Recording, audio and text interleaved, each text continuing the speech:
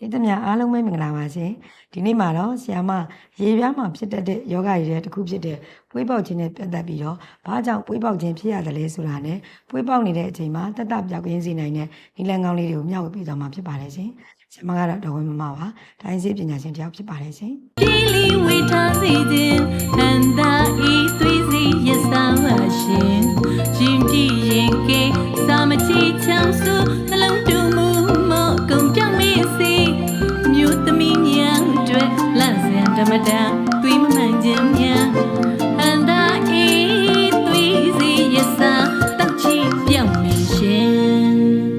ပထမဆုံးအနေနဲ့ပွေးပေါက်ခြင်းဖြစ်ရတဲ့အကြောင်းရင်းတွေပြပြပေးခြင်းပါတယ်ပွေးပေါက်ခြင်းဖြစ်ရတဲ့အကြောင်းရင်းတွေကတော့ခန္ဓာကိုယ်ပူနွေးဆူဆွတ်တာမိုးဆူချွေးဆူဆူနေတဲ့အဝတ်တွေကိုကြာရှည်ဝတ်တာခြောက်သွေးမှုနေတဲ့အဝတ်တွေကိုဝတ်ဆင်တာချောင်းကြီးမှုမရှိဘဲတင်းကျပ်တဲ့အဝတ်ဆင်တွေဝတ်ဆင်မှုများတာသွေးပြစ်သွေးညစ်တာသွေးထဲမှာအနေမှုန်တွေများနေတာအခြားသူဓမ္မကုသခံရတာစတဲ့အကြောင်းအရာတွေကြောင့်အရေးပြားမှာပွေးပေါက်ခြင်းမျိုးဖြစ်တတ်ပါတယ်ရှင်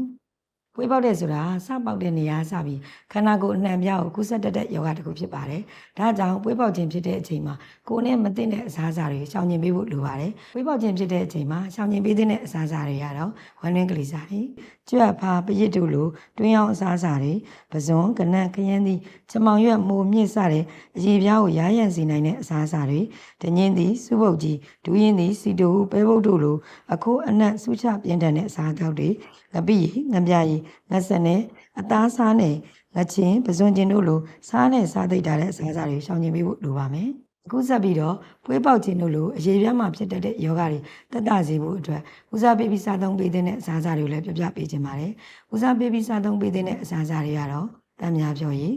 လိမ္မော်ရည်ရှောက်ရည်တို့လိုတကြားပါဝင်မှုနေတဲ့အသီးဖြော်ရည်တွေကစွန်းရွက်ဘူးရွက်ဟင်းနုနယ်ရွက်ပေါက်ပန်းဖြူရွက်ရင်းခွာရွက်ကမွန်းကျင်ရွက်မကြီးရွက်တို့လိုရားရံခြင်းကိုတက်တာစေနိုင်တဲ့အသီးရွက်တွေပဲနောက်ပဲစင်းကုန်ပဲနီလေးပဲဝါလေးနဲ့အကျေးခွန်ပါတဲ့ငါးမျိုးမျိုးတို့ဦးစားပေးပြီးစားသုံးပေးသင့်ပါတယ်ရှင်စက်တဲမှာပဲပွေးပေါက်ခြင်းကိုတက်တာစေဖို့နဲ့နောက်တစ်ချိန်ပွေးပေါက်ခြင်းမျိုးမရှိစေဖို့အတွက်အရေးပြားကျန်းမာစေနိုင်တဲ့လိုင်းနာဆောင်ခြင်းပွဲအချက်တွေကိုမျှဝေပေးသွားခြင်းပါတယ်ပွေးပေါက်ခြင်းမျိုးမရှိစေဖို့အတွက်လိုင်းနာဆောင်ခြင်းပေးတဲ့အချက်တွေကတော့နေ့စဉ်တကူရတန်ချင်းယူမှန်မှန်ပြုလုပ်ပေးပါ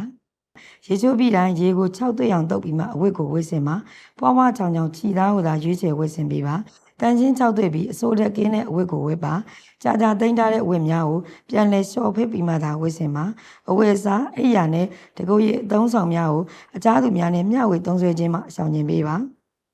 ရေပြား6သွေးခြင်းကလည်းပွေးကြောင့်ရားရံခြင်းကိုပို့ပြီးတော့ဆိုးဝါးစေနိုင်တဲ့အချက်ဖြစ်တာကြောင့်အရေပြားကိုစိုးစွမှုပေးနိုင်တဲ့အစီအိုအခြေခံတဲ့လိမ့်စီများကိုအမြဲတစေလိမ့်ပေးဖို့ကြံပြုပေးခြင်းပါလေရှင်